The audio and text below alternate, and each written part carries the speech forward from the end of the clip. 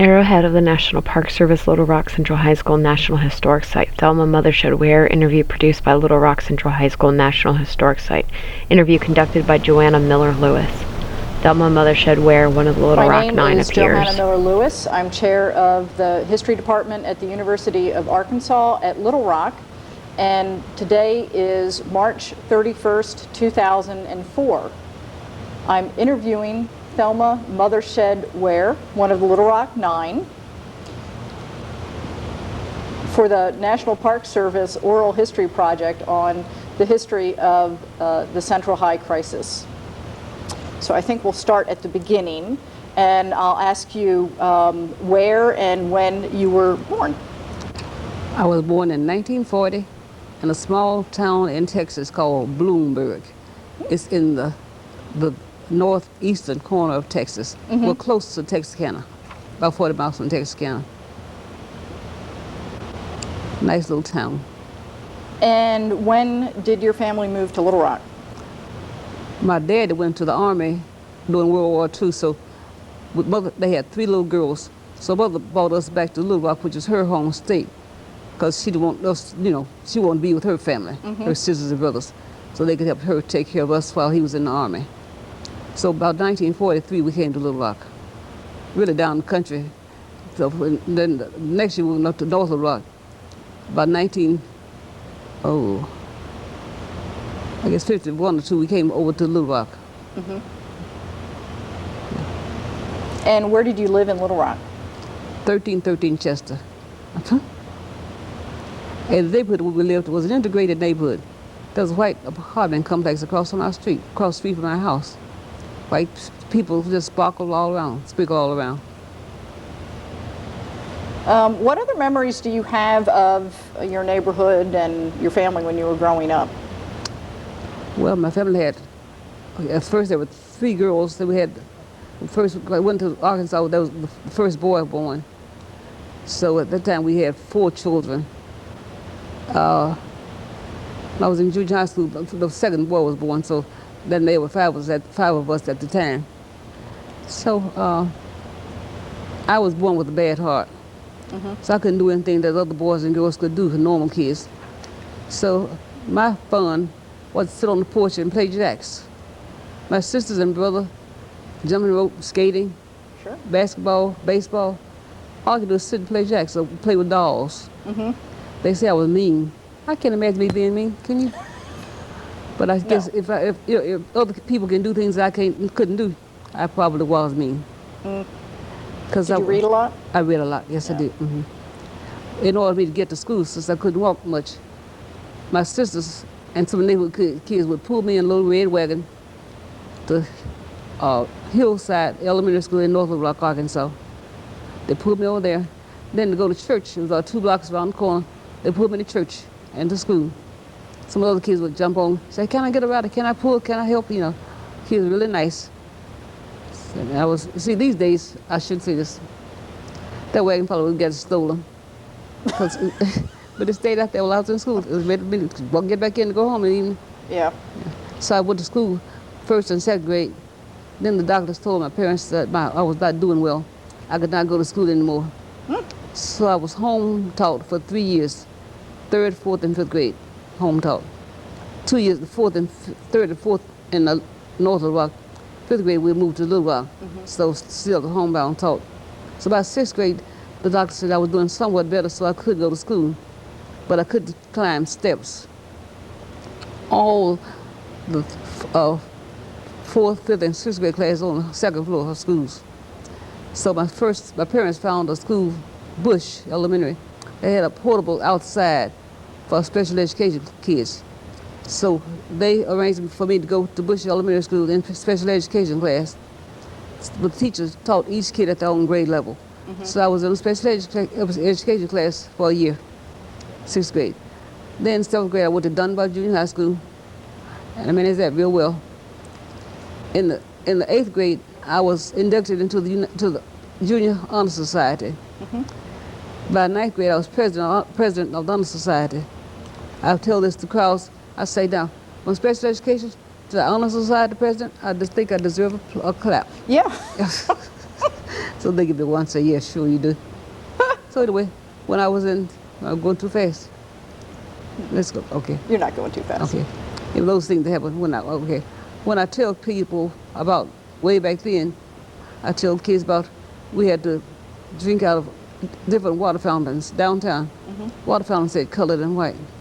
Restrooms actually said colored and white. They said, oh, Miss Wair, yeah, that's the way it went, way back there in the dark ages. That's the way things were. They tell me some places it might be going on here now. We don't know those places. I hope there are no places like that anymore, but who knows? Sure. Let me get some information about your family. You said that you were one of seven. One of six. One of six. If I could get your parents' names and your siblings' names. My dad's name is Olivia Leandra Mothershed. My mother is Hosanna Claire Moore Mothershed. My oldest sister's name is Lois Marie Mothershed Pott. My second sister is Grace Evelyn Mothershed Davis. I am Thelma Mothershed Wair. Then the first boy, Gilbert O'Neill Mothershed. Second boy, Michael Wayne Mothershed. And the last young lady is Karen Lynn Mothershed. When you were growing up, did you have a lot of friends, or was that limited because of your health? Well, I didn't. Well, when the years that I had to be that I was home taught, my friends were kids who were younger than me because they were not in school yet. So I would slowly walk around to their little houses, and we playing with little kids. That's all I could do. Then my sister came home, and then I still couldn't play with them because things they were doing I was not able to do. So I guess my best friends were little kids at the time. Well, that's okay. Yeah. Can you tell me about some of the people in your life, either family or friends or ministers, and any events in your childhood that were sort of pivotal events in shaping your values or your beliefs? Well, okay, my parents met at college. They met at Jarvis Christian College in Hawkins, Texas. So, and I guess the fact that I could not go to school, but I always wanted to be a school teacher. I felt that was my call, to be a school teacher, so I could be with kids since I couldn't go, as a child.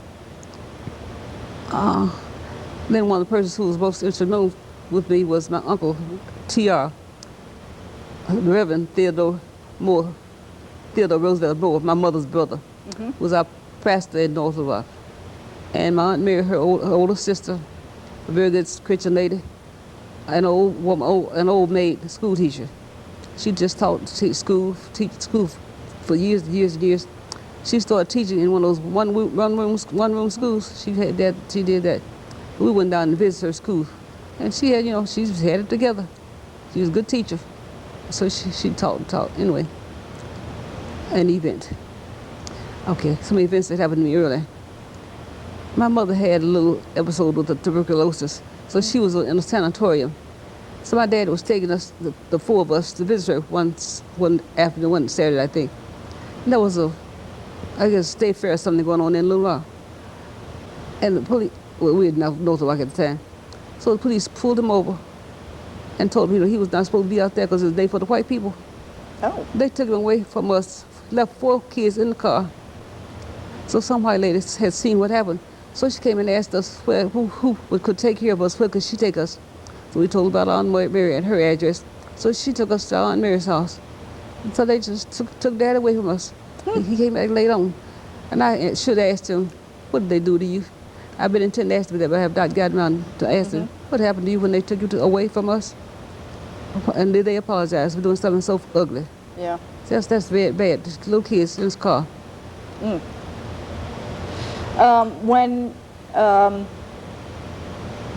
you were growing up in Little Rock, obviously it was segregated.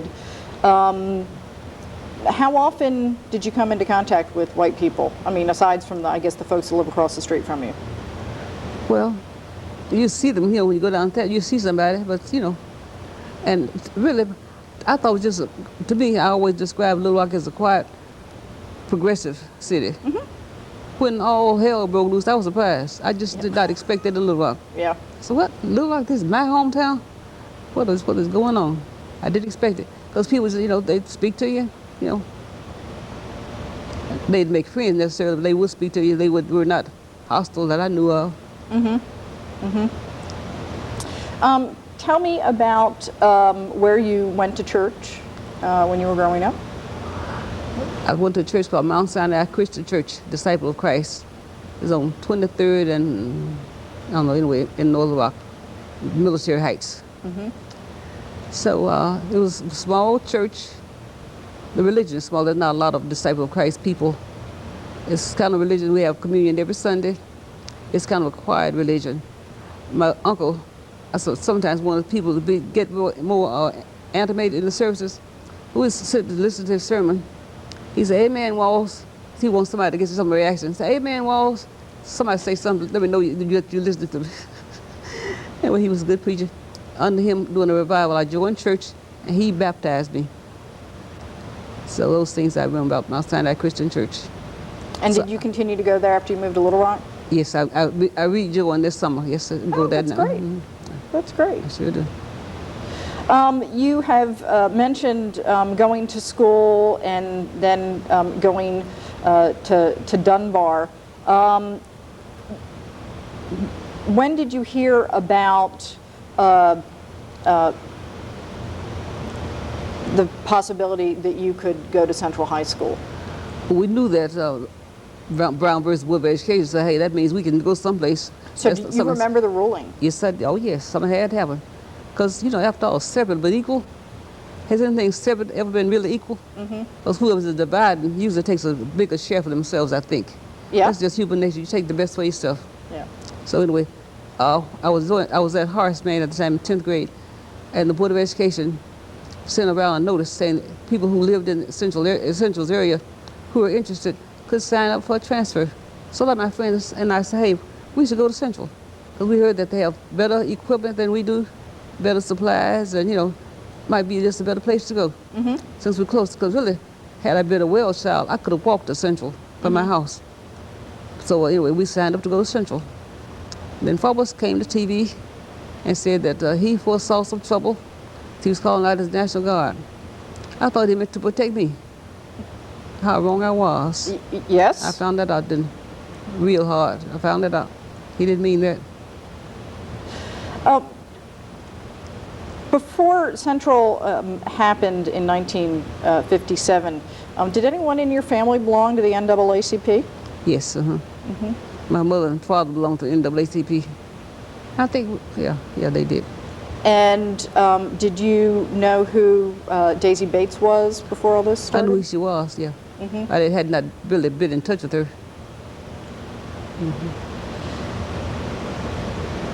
How did you feel about the school district's plan to start desegregating at Central? I mean, was it explained to you, or did they just say, "Did you want to go"? They explained in newspapers that they wanted to start at Central High School and work down gradually. See, had I been older, had I been a member of the Board of Education, I would have suggested they start at elementary and work up. Absolutely. They did it backwards. Yeah. Because kids that age think that they already know everything, think they're better than somebody else. And I think the worst part was that the parents came. Had the parents stayed at home, the kids may have cooperated, and it would have worked a lot smoother had the parents stayed at home. Or going to work and done something. Just like the other way, excuse me. No, that's fine.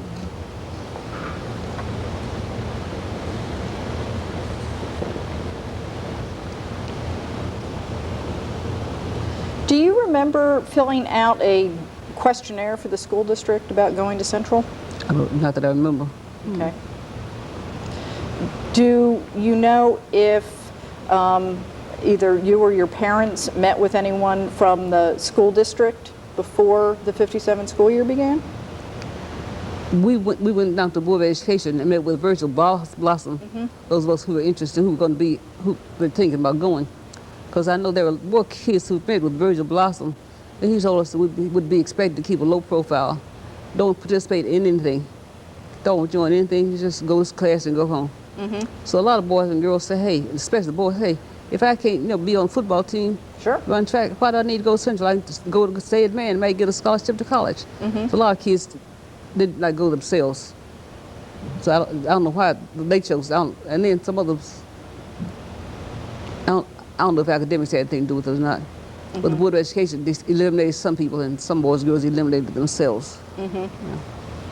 And some parents eliminated kids, because a friend of mine has a husband who is our same age, and his dad would not let him go to Central. He said, no, it's going to be too much for trouble, so no, you can't go. So with him, it would have been Little Rock 10, but yeah, it didn't work. Sure, sure. Were you aware of the fact, or did your parents ever talk about the fact that if you went to Central, that you would not have the support system in terms of the teachers who may or may not have known your parents that existed at Dunbar and at Horace Mann? No, they didn't. I guess they just felt like every child has to stand on your own ground and just make a way for yourself. Get to know the teachers and let the teachers know you, and just do the best that you can. Learn what you can. So when you were set to attend Central in the fall of 1957, how did you learn about Governor Faubus calling out the National Guard to Central? He came on television that night before. I heard on TV that he called out the National Guard. So I was really surprised when I came and saw all those people from all over the state and from some other states that license plates, from all over the place. Because they felt like, hey, if this happens at Central, then the black people in our community will be expected to integrate schools too, so we can't let this happen in Little Rock. That's why they were out there. Do you remember a lot about that day? I remember it was hot and crowded. We went up to the school and got out of the car. We knew that we couldn't go because of all of the traffic, all the people blocked around. So I think I got out of the car, but I knew we couldn't go out very, very much further. I think Daisy Basin and some attorneys, some people were there, and they came back and told us we can't go, and so you all just get back in the car. So I was not one of those who really approached the guards. I didn't go that far. Of course, you weren't allowed to go back for quite a few weeks after that. That's right. How did you stay current with your schoolwork? We couldn't. Just read something, read the newspaper. That's not really schoolwork, though. So as we actually 3 weeks late starting school that year. So you just had to work hard trying to catch up, try to pass, which we did, but still have to catch up. Sure, sure. Did you get any assistance during those 3 weeks? Tutors or anything? No, okay. we didn't. There was, of course, a second attempt for you all to get into the school with the police present. Yes. If you could tell me something about that day. Well, we were excited just to get into Central. So we went into it looked like it was an automobile shop or something in the basement. So two police cars took us to the basement, went up the stairs, and we went and rested, went to our classes. Mom was still outside. So I guess we had attended 2 or 3 classes, and some of the kids went outside and told people all tomorrow, hey, they're inside. So some of the mob downstairs called and told police that they were going to bomb the school or blow it up or do something if they didn't get us out of there. So I guess the principal called the Board of Education and told them, hey, we got to get them out, because there's going to be some trouble. So the police came in. Some monitors came to our class and said, you went back at the office. We said, what? So we went back to the office. They said, you got to go. So the police took us back and told us to stay low, as they put us back in. As they put us back in the car to take us back out. So that was a heck of a day. But at least we got in for a while. Right. For a while. And then it would have been the next week when Eisenhower called out the 101st Airborne. Indeed. Do you remember watching President Eisenhower on television?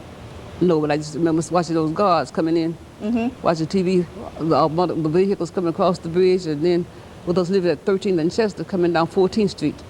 All that regalia, all those wonderful, the Army. I said, the Army has come in a city to put 9 kids in a school. Did that make any sense? Was this not America? Anyway, it happened. So I was proud of the 101st. That was a happy day.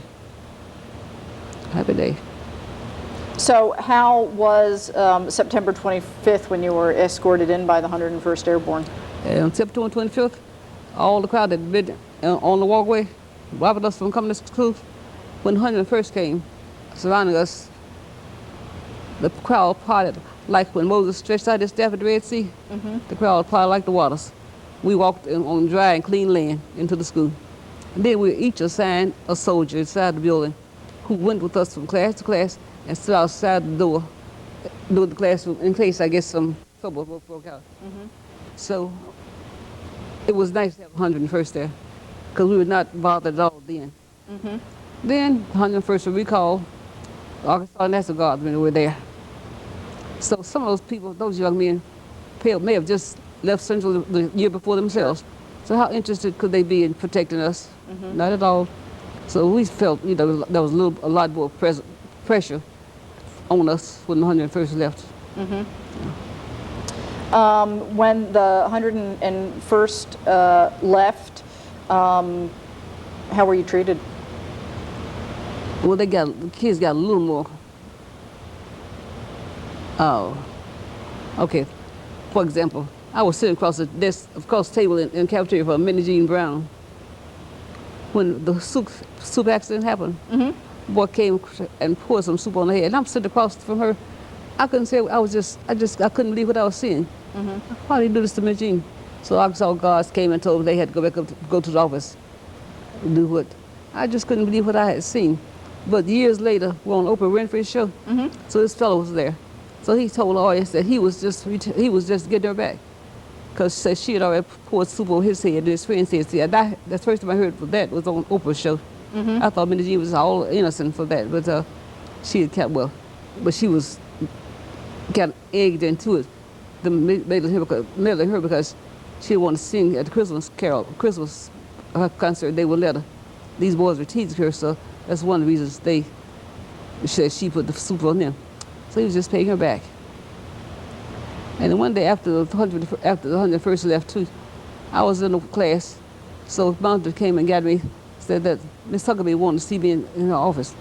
I couldn't imagine why Miss Huckabee wanted to see me. So I went to the office. There was a white girl sitting in the corner, just crying. That's what is wrong with this girl. Miss Huckabee says, well, whatever. So Thelma, she says that as you were coming from the cafeteria, she was behind you and you kicked her. I said, I don't do that kind of thing. I said, I've never kicked anybody. I wasn't raised like that. So she said, well, she says you kicked her, so what do you have to say to her? I told her, if I kicked you, I apologize. That evening, her name was on TV. She called TV stations, told them that I kicked her, so her name would be called. See, we were on TV too much, and newspapers too much. We didn't want that, but that's what all the crowd outside calls. We didn't cause that, they did. So the kids were jealous. It's ridiculous. Were you aware of the fact that this wasn't just a local news story, but it was national and international? Yes, I knew that. Oh, yes, I knew that. And how did you figure that out? How did you find out? The people were calling, and my sister lives. My sister was overseas there. My sister had married, and she lived in the Netherlands. It was in the Netherlands on front pages. Yeah. Bad news travels far. Bad news travels far. How did your health hold up during that year? Real well. Really? I was blessed. Yeah. Because mother told me now. After when I went home and told her that I had signed up to go to Central, she said, "You crazy? How can you manage that school?" I said, "I think I can make it because I made that man. I mean, Dunbar. Dunbar has the same full floor plan, but it's just a lot larger. Sure. The Central is a lot larger. I think I can make it." So I did. I managed. I guess the Lord was with me. I managed. I've never had a heart attack. The first day we got in, when the police took us, I guess I was excited, so I had to sit down for a while. But somebody said that I had a heart attack. I've never had a heart attack. I just got tired. That's all. The summer following the crisis, so it would have been the summer of 1958, did you go to New York that summer? Yes, went to New York. Lena Horne. I don't know, you tell me. Okay. We were invited, Lena Horne had the stage play Jamaica, so we were invited up to see Jamaica, which was lovely. Oh, it was nice. Musical theater, right down front. Lena Horne just pressed by. So she said, pressed by, that's why my skin stays clear, because I pressed by so. So I wish I could press by. Maybe skin look pretty but she's still a lovely lady, even at her age. So we went to see Jamaica. And I think at the time, the NAACP gave us, I think, the Spin Gum Award. We awarded the Spin Gum medals. Good. How would you say the crisis affected you personally? I think the crisis made me a stronger person. It made me more accepting of other people. Because when I first started teaching school, I taught in East St. Louis, Illinois. I had an integrated class. And I think that I was just as fair with the white girls as I was with the black girls. I taught home economics. Taught clothing and textiles the first couple of years. And I had some nice white girls, some nice black girls. And they were nice to me and I was nice to them. I never had a problem with those kids at all. How do you think it affected your family? Ooh, boy. Well, when I was there, some kids would call, some boys I guess called my house at night and told my family, whoever answers phone, if that nigga comes back to school again, we're gonna blow your house up. My brother, who's 2.5 years younger than I, said, well, come on by here, we got something for you. Who we had, I don't know. We didn't have anything. So the last person to go to bed just take the phone off the hook. So therefore people could not call, so they couldn't scare you. They can't call you, tell you, get out your house. We didn't do that. And also, when the 101st left, it snowed one day. It snowed occasionally. So Minnie and Melba and I were waiting on my mother to pick us up after school. We went down to 14th Street entrance. There's some white boys outside packing rocks in snow, and throwing them inside at us. The National Guard just standing inside back, trying to keep backing up to keep themselves from getting hit. They say one thing to those boys, just trying to dodge the snow rocks themselves. So as we went out to my mother's car, they still throwing rocks at us. I think that day I cried. I just couldn't believe that.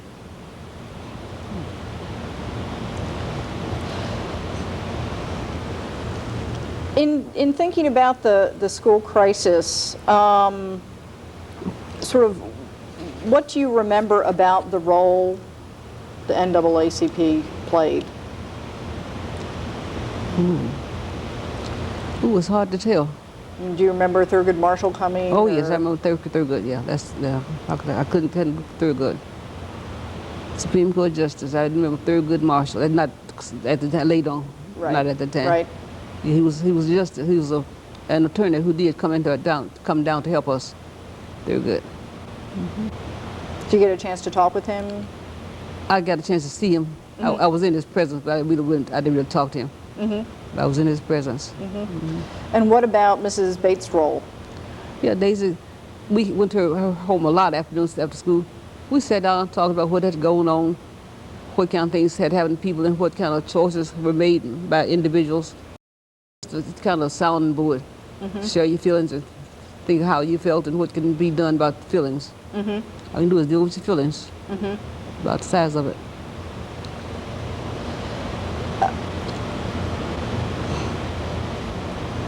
Did the crowd outside the school, and especially sort of the strong segregationist sentiment that came from them, did that surprise you? Yes, it did. It did. I mean, I guess I was just too naive. I just thought that this was almost the perfect world or something. I just didn't know that people could be that mean. I did not. Even after I heard about Emmett Till, I didn't think that kind of stuff would happen in Little Rock. Because I was been the type of person who didn't want to even go through Mississippi. I said, because Little Rock is bad enough, how could somebody even live in Mississippi? But I've been through Mississippi. It's a lovely state, but I still wouldn't want to live there. Yeah. Did your church get involved at all during the crisis? No, they did not. Not that I knew of. So any of the ministers, did you know any of the ministers that were involved? No. Or No. if you had to, I don't want to say if you had to pick, but I'm curious what you think, what the school crisis sort of was all about. Was it about race? Is it about class? Is it power? Fear? Well, the year that was Eisenhower's 100th birth year, they had a segment in Abilene, Kansas, and they celebrate his birthday all year. So during the month of May, I think it was, there's a segment called the 50s, a decade in white, in black and white. They invited Little Rock Nine to come. They invited Forbes to come. Linda Brown from the Versus board came. I think the girl from New Orleans came also. So we were all there around Eisenhower. I was, anyway, before, as we first getting there, I was in his library. Some reporter was sitting in the corner. I was talking to some reporter. So Forbes came in. He walked over. He said, "Hi, Thelma." I said, "What?" I said, "Oh, hello, Governor Forbes." He just came over and spoke to me. And with that evening in the sessions, he told the crowd that he did what he had to do. That's what was expected of him. Other southern governors expected that of him, and so did the other southern constituents. So he did what was expected of him. Non-repentant. So power. Non-repentant. Not then, anyway. So. Was it nice to have the opportunity to say something back to him? I just spoke to him. I didn't say anything. Because I said at first, how could he know me? And I said, he knew all of us. Because he probably had nightmares about all of us. He should have had nightmares about each of us individually. So how could he not know me? But I certainly knew him. Do you have any particular memories of the crisis that stand out? Sure. I do remember. This is a public high school, but they allowed the kids to have a room. In the morning, some kids would go to have chapel. So some of the nine said, we may as well go to chapel. We can't do anything else. Let's go to chapel. But at 8 o'clock, we could stay from 8 to 8:30. Nice time to just kind of just be refreshed before we start our lessons. We went to chapel for quite a while. Then we noticed that some of the angels in the chapel were some of the devils in the hall. They started coming in that chapel too, so we don't need this either. So we didn't go to chapel for too long. But it was a nice place to go. Prayers and hymns and such. With this year being the 50th anniversary of the Brown decision, there has been a lot of talk and attention in the press about sort of how successful was the Brown decision, and or even was it successful type of thing. What's your perspective on that?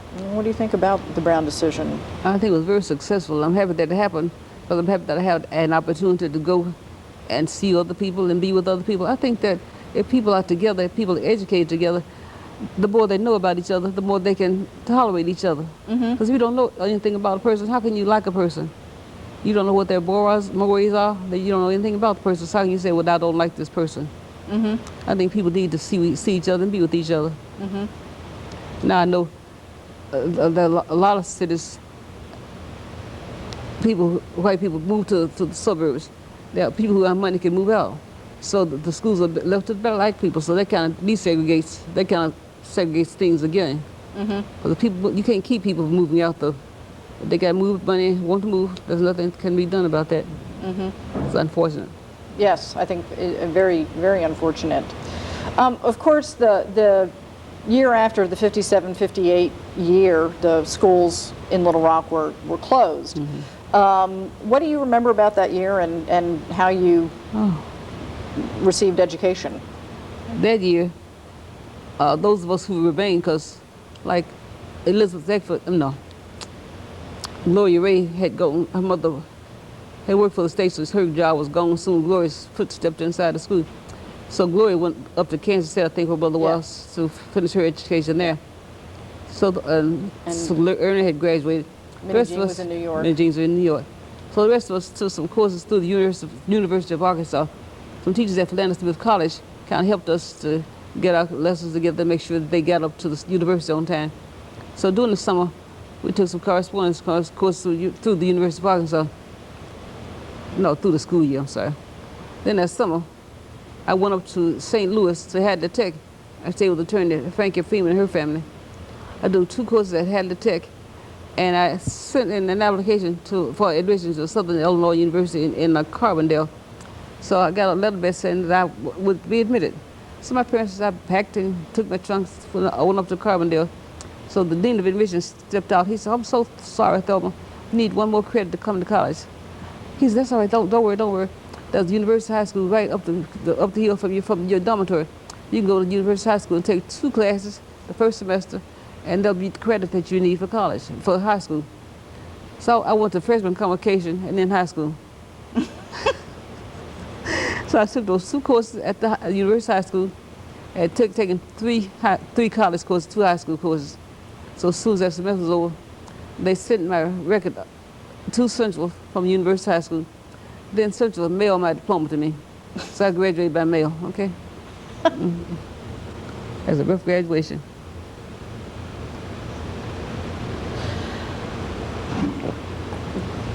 Do you think that the crisis has had a lasting impact on race relations in Little Rock? I hope it is. I think the race relations, they look a lot better. I think things are better. So I hope that I had something to do with that. I pat myself on the back. I had something to do with it. If I know that you talk to school children a lot, what do you tell them is the greatest lesson to be learned from the crisis? To just be fair to other people. Just be fair, give other people a chance. Same kind of chance that you want to have. Let other people have that same chance. When I go around these schools, I've gone to schools, to classes from elementary schools to colleges. I usually let people ask me questions when I finish my little presentation. So kids have asked me, "Miss Wair, were you a slave?" I said, "I was not a slave." I said, "Even my parents were not slaves, but I have a great-grandmother who was a slave." I knew one slave. She's the only one I knew. And she died, early in my life. And then some kids asked me, "Are any of y'all dead yet?"